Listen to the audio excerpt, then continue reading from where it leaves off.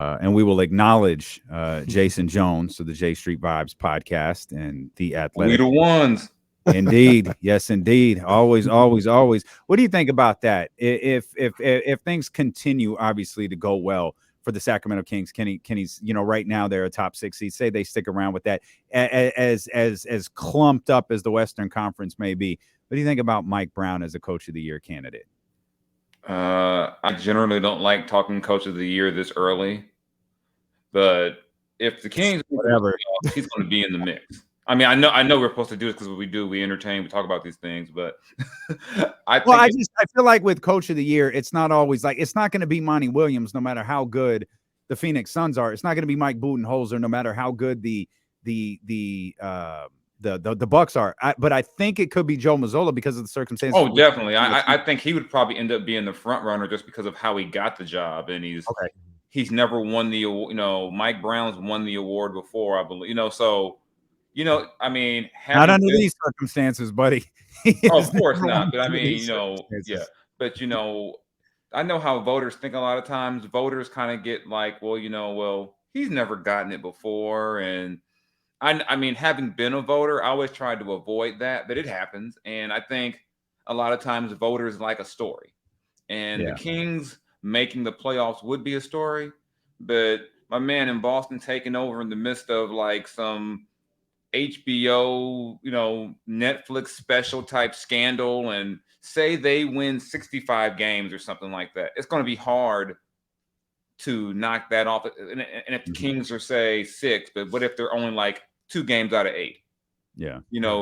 Are people going to really jump around and be like, well, he got him into the playoffs? And I think even in terms of just how people will view it, you might look at maybe Monty McNair gets, even though it's not a media vote, Executive of the Year love in that case. A lot of times voters love to spread the awards around. Because if we're doing awards based on merit, LeBron should have about 10 MVPs. Yeah. There's no way in the world we live in a world where Shaq and Kobe has 1 MVP and Steve Nash has 2. So there's a lot that goes into that voting. I'm probably saying things that voters don't want me to say, but hell, I don't care. I ain't voting. Well, there's also a possibility that Jason Tatum is the MVP. That too, yeah. And if he's the MVP, they may say, you know what, he was good, but he had the MVP, even though that shouldn't exclude him. Yeah, that's like, but they're like, you know what, he had the MVP, so maybe we look at Mike Brown over here, and there's going to be a lot of different ways this thing can go. So I mean, it's early, but Mike's going to be in there just because I think what helps Mike in this case is that a lot of folks don't watch the Kings. They just see the results and go, "Oh my God, they won again." Yeah, that's facts. We've learned that a lot of these people who write about basketball don't watch Sacramento. Yeah. I mean, a lot of people who cover the league don't watch the league at all, and it shows in some of the things they say. Facts. And my apologies to everyone for suggesting that I think Zach Harper might watch, because I read Zach Harper's write-up this morning. It is very clear Zach Harper does not watch the Sacramento Kings. He don't watch. I haven't read my colleague's work today. Yeah, so I just realized. I'm sorry. I did not mean to do that. My sincere. I was like, whoa. Hold on. I just take Jason out. Jason, my sister. I don't believe that Zach has watched the Kings. All right, we welcome Jason Jones of the Athletic, who has. I got a message on Slack. I'm in trouble now. Did you know he was going to say that? Yeah. I'm a culture writer. I'm not an NBA. I didn't know.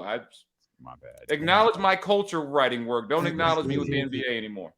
Now, but you guys are on something, man, and I just can't wait for Mike Brown to win the Gary St. Jean Coach of the Year award. They naming all these awards. Yeah. The Gary St. Jean Coach of the Year award. I think he obviously has as good a chance as anybody, just with the story. Like the Kings are a story. You know what I mean? Yeah. I talked about this earlier. Rick Carlisle's done a great job in Indiana, but he'd have no shot of winning the Coach of the Year because the Indiana Pacers made the playoffs like 2 years ago. Anybody gonna be tripping off that? But when you get into the story, the minutia of it all, was saying Mike Brown took this team that hasn't been to the playoffs in 16 years, gone through 9 different head coaches, and he's the one to finally do it. That's also part of the story. to winning an award like that. You know what's crazy? When you said 9 coaches, that number seemed low at first. I was like, it's only been 9. It feels I don't like even know. It might be 10 or 11. I don't know. it just. I mean, I'm not saying that. I mean, I haven't. I can talk to the coaches I had. I had Westfall, Keith Smart, Malone, Corbin, George Karl, Dave Yeager, Luke Walton. That's already 7. Then yeah, Alvin Gentry's 8. Mike Brown is 9, and we didn't go back to Reggie Theus, Kenny Nat, Musselman. So yeah, that's why the number seemed low. Because if you include, remember we got George Karl, Michael Malone, and Ty Corbin in the same, all before the All-Star break one year. And my favorite stat of that season was that Jeff Hornacek was the only coach to lose to every Kings coach. And it's amazing. And Jeff has not had a head coaching job since. Oh, that'll do it. That'll do it. That's on his resume, his internal NBA resume. Do not hire. He lost to all of the Kings coaches the year they had 3 of them. Incredible. He's talking to like his people around the league. Like, Jeff, man, you want to get back to coaching? Nah, it'll never happen. I lost to the Kings 3 times. I lost to all 3 of their coaches, and they were. It'll never happen. I lost to Ty Corbin. Like that's a very elite group of guys that lost to Ty Corbin. There's like 3 of us, and I'm one of them. It was quite a time to be alive around the Kings. Indeed, it was. But it's a better time now. Yeah, we putting things in the air now. We lighten it up. That's what they're doing in SAC now. I'm still waiting on that package. From a friend Matt Barnes. They come out with something. Hey, look, no innuendos for a place of worship. Okay. Because that's what it is. It's a place of worship. Yeah, but a lot of however you want to get into the mindset of worship is on you, though. You might need to do a little something to get your mind right to worship. Listen to the man. Some people pray, some people bake. You do what you got to do to get ready. Some people light the beam. Exactly. That's it. I don't judge. I don't either. I'm cool. Whatever you need to do to get ready. Yeah. And once again, I've taken us in a random direction, though. Oh boy, obviously you haven't been listening today. Today's show was like a iPod on shuffle. That's all it was. It's just Deion Sanders, Brock Purdy, your Raiders, Family Matters. Saved by the Bell. Still mad? Are we still mad at Deion? I never was. I'm not mad at Deion. I'm disappointed. My favorite part is this is people saying, well, he told us this and then he didn't do it. So he did what every other college football coach in the history of college football does. Right. Why do you even believe it? Why does anyone believe anything a coach says? Why does anyone believe it? But here's my thing with that, because you're 100% right. But we go ham on Brian Kelly, and we go ham on Jimbo Fisher for having that type of mentality. So the people that are like, why are you outraged at Deion Sanders? That's what we do to all these coaches that do these things. Yeah, I can't even be mad because I expect the guys to do it, especially when you go from 300,000 to 5 million. I mean, I ain't trying to be in the next man's pockets like that, but I think a lot of times in our society, we ask people to do things we would never do. I don't know a person walking the earth who would have stayed at their job making 300,000 when 5 million on the table, but you want him to do it. Nobody's doing that. And I just think a lot of times we get caught up in the altruism and it'll be a great story if he stays there and just builds up everyone. That man gonna get paid. Well, and that's the thing. A great story for who? I don't know. It ain't gonna be a great story for Deion, who's like, yeah, I left 30 million on the table. What's your point? Yeah, that's not a great story for him. Yeah, so I see a lot of fake outrage with Deion, and it's like, I mean, the man made a song called "Must Be the Money," and you mad that he went and got money. And can we point one other thing out that I don't think we addressed earlier when we were talking about this? When you talk about, Deion saying, we talk about HBCUs and Jackson State University. You talk about these different places. We're in a whole new world of college athletics here. and you and I were discussing this privately. The game is changed. If Mm-hmm. you think JCU is going to be able to offer athletes what Alabama does, what USC does, what UCLA does, what some of these schools are going to be able to do with these NILs now, man, you're fooling yourself. If you think one guy is charismatic as that one individual is, if you believe that one guy can uplift an entire conference of universities, man, you're just lying to yourself. Yeah. It's a whole new ball game, and I mean, look at what. It's not a level playing field. Not at all. I mean, as a Cal grad, I know Cal can't compete with USC and NIL. We just watched a starting linebacker transfer to UCLA. Between the transfer portal and NIL, I mean, because someone asked me how I feel about the transfer portal. I said, you know what? Coaches have had a transfer portal forever. They've been bouncing around whenever they feel like it. And even with this Deion thing, those of them guys who he want, they'll be in the portal and they'll be in Boulder in a couple of months. And someone said, well, what if their families can't afford to go? Trust me, there's someone in Colorado. Oh, they can. Oh, yeah. Someone gonna get Travis Hunter, mama to a game. Yeah, they'll figure that out. I don't have a problem with what Deion did. In a fairy tale world, I wish you would have stayed at the HBCU. I really do. But I mean, fairy tale don't pay the bills. And that's what it is. And also, like I said, you know what a booster could have done? Y'all wanted Deion there so bad. You know what you could have done? Oh, how much is it? 30 million? We got you. I bet you would have stayed. Maybe. But that's not the way it works, though. No. Maybe the only thing, and once again, I don't have a problem. I just see both sides. Is you guys mentioned it. He did what every other coach did, but man, he was talking. And when Eddie Robinson Jr. came out and said he's not swag, and Deion responded, "No, yes I am. Ain't nobody more swag than me." He was gone a month later. He talked a lot. He talked a lot about this, and I think that has something to do with the heat that was coming on. Now he was doing what he had to do to like sell his program, and he did what he had to do. But we can't ignore the fact that he talked a lot about building this whole thing up and then left it. Yeah, I mean, I get that part of it too. I mean, but then again, this is Deion. This is what Deion has done his whole career. Remember, Deion won a Super Bowl with the Niners and was a Cowboy the next season. I mean, this man worth $25 million. That's a great cover. I was so pissed off. Sports Illustrated. I was pissed off. I said, Deion, you just left us. Yeah, so I mean, I guess I'm just cynical at this point. No matter what Deion said, I always listen to the part where he said, I'll entertain offers. You know, I did this. I got a combine out here. I said, y'all need to come out here and recruit our kids. But he always said, I'm going to listen. You know, he ain't never lied about that. Yeah, you know, and people were saying, well, he said God put him there. Maybe God only put him there for 3 seasons. I don't know. I think everyone has different gods sometimes. Maybe remember God told Reggie White to take the money in Green Bay. That's what God said. You know, and as my man Bomani Jones said, if God can do math, a tie from the Colorado deal is way more lucrative than the ties from the Jackson State deal. So God could be in the economics too. Anybody know what God told? Anybody know what God told Ray Lewis? Oh, you know what? Never mind. See. I'm okay.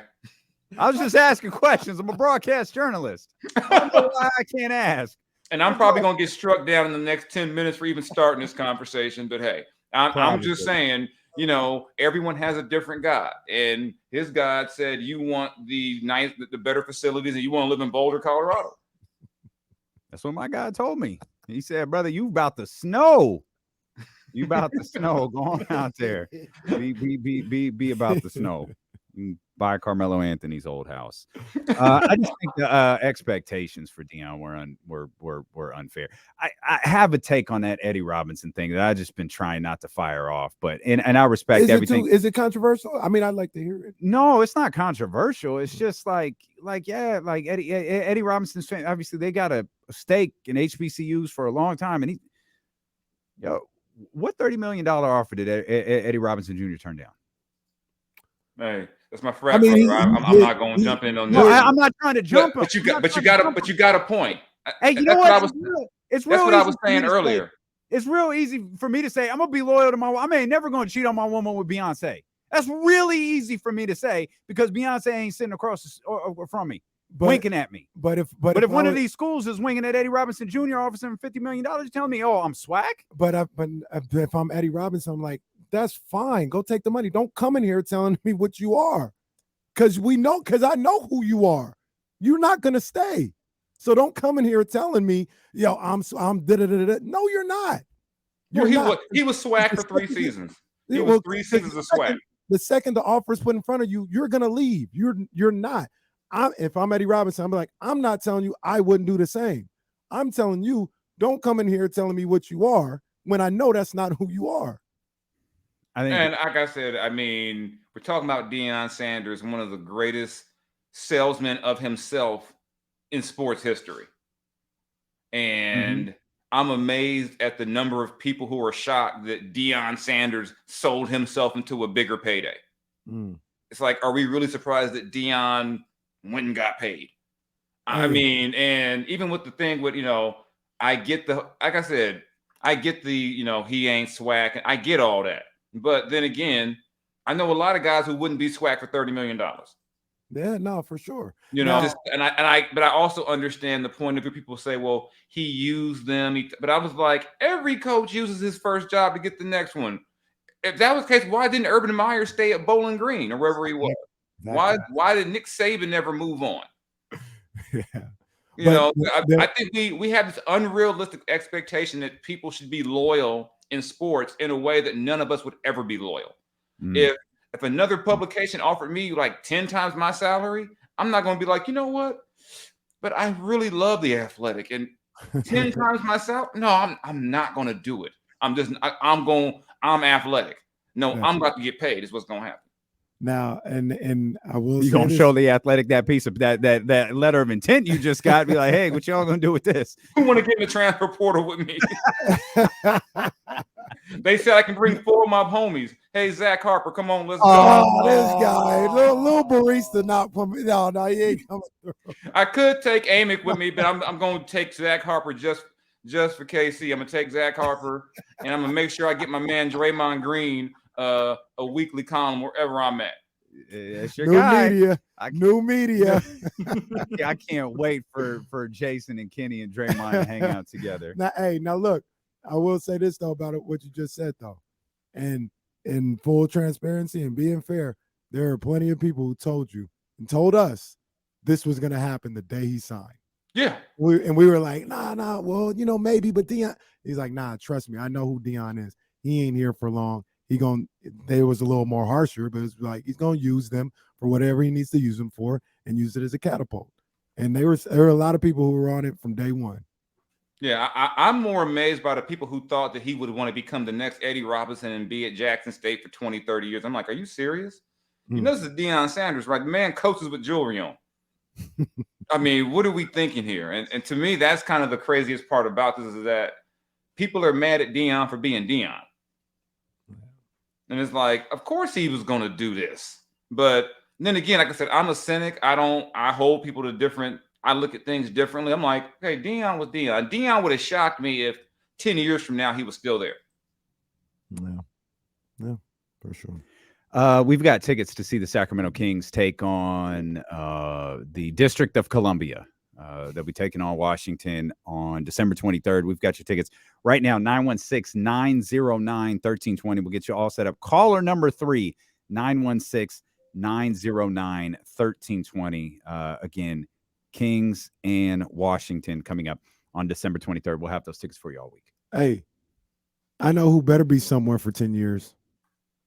And that's Malik Monk. Needs to be here in Sacramento for 10 years and even more. My guy's finally here. It took 6 years, but he's balling, Jason. You want Malik Monk in year 15? Year 15. Malik Monk. Pay him that $20 million in year 15. Turn him into the Kings. Was it Nick Collison? They just own the team still. Like, he's just a good guy to have in the locker room. He don't play anymore, but Udonis Haslem, who's playing a lot more this year than I've ever seen him play. Udonis Haslem was like, what the hell is going on? He's like, I came to camp, but why? What are we doing here? I am not here for this. I'm just here to break up fights. I'm not here for this. I'm here to threaten people. Okay, real talk. Malik Monk. Did you know? Like, you were a Laker guy. Did you know that he was I mean, obviously we all know Malik Monk is capable of scoring. We saw that last year with Los Angeles. But he is an incredible playmaker. I didn't know. I mean, not like this. I mean, you see glimpses of it, but I mean, he's throwing passes. I'm like, whoa, what? Oh, like I said, I shed a thug tear every time I see him. I'm like, man, doggone Rob Pelinka in that cap. You couldn't keep my man Malik down there, But yeah, this is, like I said, he's a legit 6th man of the year candidate.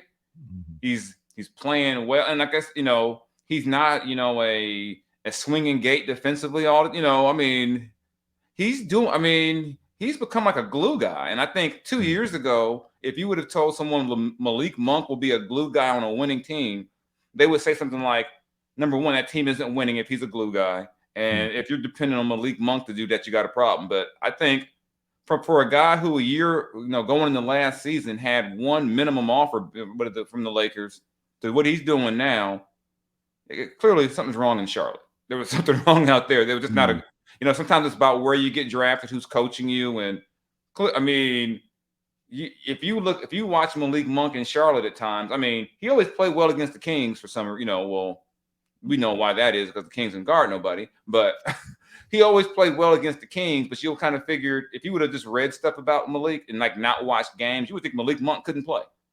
Yeah. And people kind of wrote Malik Monk off before last season like he couldn't play. And a lot of people were wrong about him. And like I said on J Street Vibes, the moment Malik did that interview where he said, I'll take less money to stay in LA, I said, he's gone.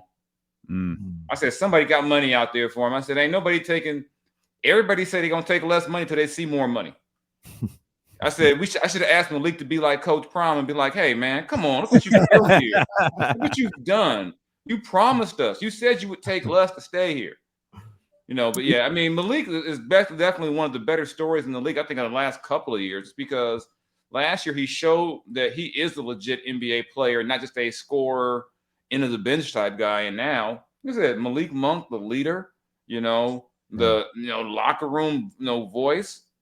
He's, like I said, truly one of the better stories in the league to watch over the last couple of seasons. And who should also deserves, a little bit of credit at as well. Obviously Malik the most because he's actually out there getting it done.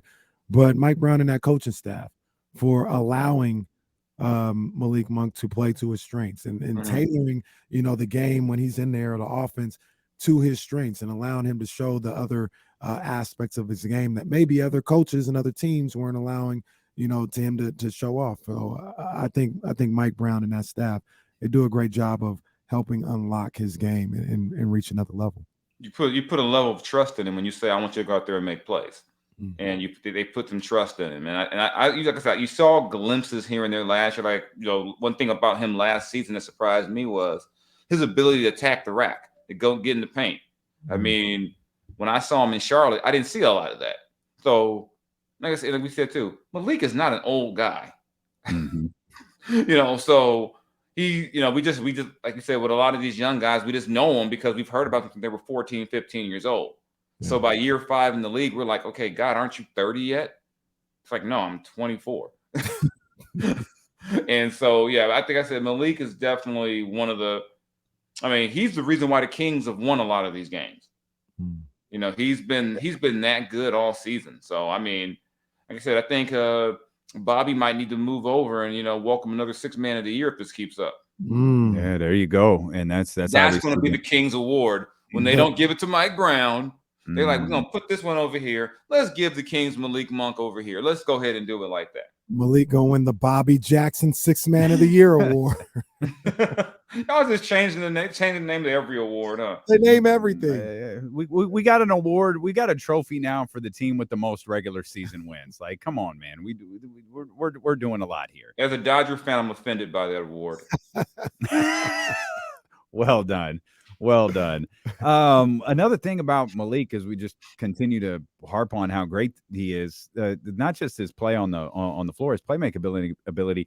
He seems to have emerged as a real leader for this squad too. After the team lost 3 in a row before that Indiana Pacers game, he was the one at the podium saying, "No, we're fine." He was the one during when the team had lost 4 in a row. We're right there. We're right there. We're going to learn to close these games out. We're going to be better. Said after that 3-game losing streak, we're not going to splinter. We're not going to break apart. And it seems like he's a guy that this team really rallies around. Yeah, and it's like kind of reminds me of what happened when Shump arrived. When you gave them you gave him a guy with some swagger and a guy that just I mean, you need a guy or two like that. You need a guy with some swagger, a guy who will say those things, and he's also a good enough player that when he says it, it matters. Like when Tristan went off last year, that was still Tristan, and we all knew Tristan wasn't going to be around long. Everything Tristan said last year was true, but it was like, come on, this ain't, you need one of your guys that really, who's going to be a part of the core of the team to be that guy talking. And like I said, it definitely gives me some reminder of that time when Shump, but when Shump came in and some of the younger guys kind of gravitated to him, and because De'Aaron's not necessarily a big, loud, vocal guy like that, maybe Davion's kind of a grinder type guy. You get a guy out there with a little swag who's going to say a thing here or there. You need some guys like that on the court. I think between him, a guy like TD, you finally got some guys. You got more guys on the team who are tough. And I think one of the knocks on the Kings for years is they just weren't tough. They didn't have tough guys. And being tough doesn't necessarily mean having a big 7-footer on the court knocking people down. Mm-hmm. And I see a lot more toughness in this group, just collectively. Like that energy and that spirit is rubbing off on people, as opposed to you got one guy going all out. Because I mean, if you say Monk, Davion, and TD are kind of like those grinder type guys at times, that's 3 guys right there. And then if you got those 3 guys in the mix, the other guys have to kind of follow along. Before, we've had one guy trying to, I have to feel bad for Garrett Tipple back in the day. Garrett trying his damnedest to play defense. Yeah. The other guys looking at him like, what are you doing that for? So what are you doing that for? Like, hold up, we don't do that. We all trying to get our shots up. Why are you giving all your energy on that end? You can't get shots up doing that. So, Buddy pulling Garrett aside, like, hey, what you doing, bro? Like, hold up, bro. Like, come here, man. Let's talk for a second. You can't be doing all that in front of the coach and everything, man. We trying to chill, and you out here got your hands out trying to get ready to. Man, we don't do that. You out here deflecting passes. Look at you trying to get a stop. Man, get out the way and get the ball back. Stands. If you don't stand up straight. If you don't stand up straight out here.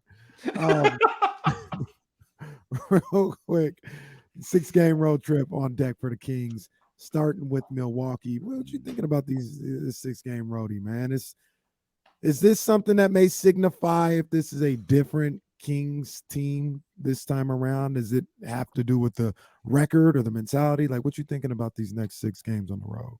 I think it's twofold. It's definitely the record. I mean, wins are wins, losses are losses. But what I want to see is if this Kings team is like, you know what? Let's go for 4-2. Let's not be a team that says, you know what? If we beat the Knicks, that's a game we're supposed to get. And if we lose the other ones, well, we weren't supposed to win. They should be out there like, we should be able to get every game. And bad teams go out there and say, you know what? Let's go ahead and beat the Knicks. That ain't my alarm, by the way. Like, we always got something. My girl said she saw her. She Jay's got to go pick up the kids. So. Oh, not yeah. She was picking up her kid. Oh, okay. Yeah, so go pick up the kids. It's always something with me. That's I wouldn't have her come on camera and say hi, but she said she ain't got her hair and stuff right to be on camera. Oh, come on now, just come say hi. She said, and I ain't gonna argue. She ain't gonna cut me over that. Like, you gonna have me in front of these people looking like, I think she looked beautiful, but if she said she don't want to be on camera, who am I? I'm not. Like I said, I got to get off this thing eventually. And if I do something crazy, I eventually got to like eat some food in this house or something. And Jay, you're talking too much.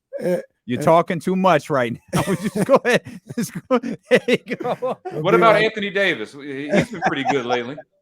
Man, that ain't no lie. Anthony Davis didn't become Shaq. I'm like, what is this? I just saw a stat. He's averaging 49.5 in his last 2 games. That's he had an easy like 55 and 17. And it's like, what? 49 and a half. I was like, yeah, wait till you get that Lakers Kings conference finals, you know. Let's go, baby. Let's get it. I see the vision now. I see the vision. See, you know. Remember when we asked about Anthony Davis in the offseason? Remember to I remember. Okay. I remember. I was just asking. I remember because I was the one that was like, hey, y'all tripping. That's all right. I was like, if he stay healthy, people act like Anthony Davis was me on the court. Like the Lakers got to trade him and get what they can now. I was like, bad.